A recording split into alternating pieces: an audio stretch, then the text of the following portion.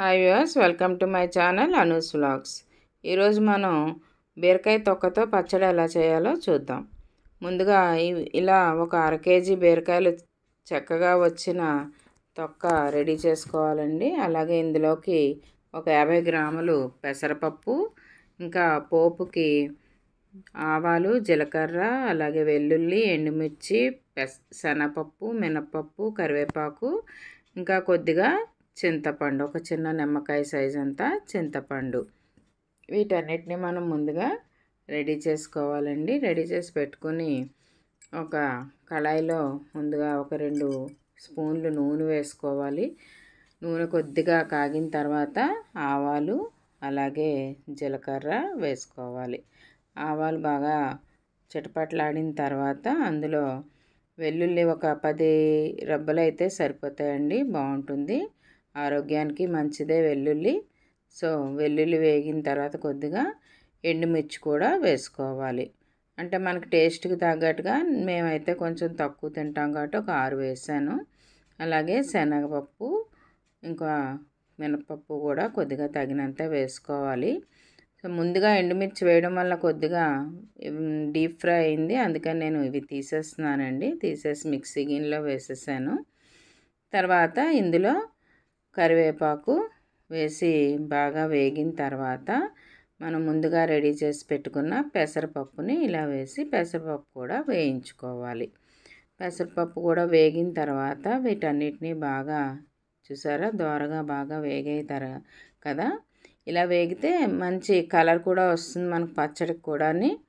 వీటన్నిటిని మనం మిక్సీ గిన్నెలో వేసుకోవాలి.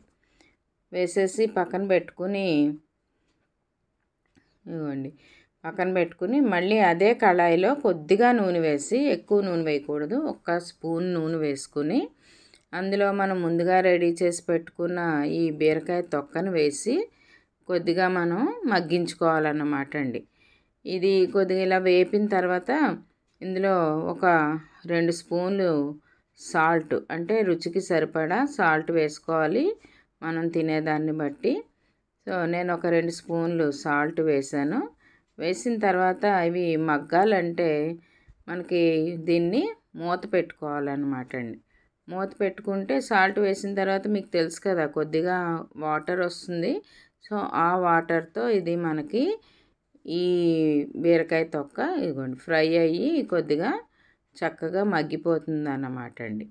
మగ్గిన తర్వాత మనం దీన్ని మిక్సీలో వేసుకుని మొత్తం కలిపి మిక్సీ పట్టుకుంటే రెడీ అయిపోతుంది అనమాట అండి పచ్చడి. చూసారా, ఇగో బీరకాయ తొక్క ఇలాగా చక్కగా ఉడికిందనమాట అండి. ఇలా ఉడకపోతే మనకు పచ్చివాసన వస్తుంది.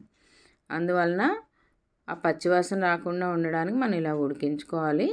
తగినంత నీళ్లు వేసుకుని ఆ చింతపండు కూడా వేసుకుని మనం రెడీ చేసుకుంటే, ఇలాగ మిక్సీ పట్టుకుంటే మంచి టేస్టీ బీరకాయ తొక్క పచ్చడి రెడీ అవుతుంది. ఇందులో ఫైబర్ కంటెంట్ ఉంటుంది కాబట్టి ఎవరు తిన్నా కూడా ఎక్కువ ఇబ్బంది ఏం పడరు. అలాగే ఇందులో కొద్దిగా ఇలాగ పల్లి నూనె వేసుకుంటే, ఇంకా కానీ నువ్వుల నూనె కానీ ఏదైనా సరే వేసుకుంటే చాలా టేస్టీగా ఉంటుందండి. మరి మీరు ఒకసారి ట్రై చేసి చూడండి. మీకు నచ్చితే కనుక నాకు కామెంట్ బాక్స్లో కామెంట్ చేయండి. మరి నా ఛానల్ని లైక్ చేయండి, అలాగే సబ్స్క్రైబ్ చేసుకోండి. Thanks for watching.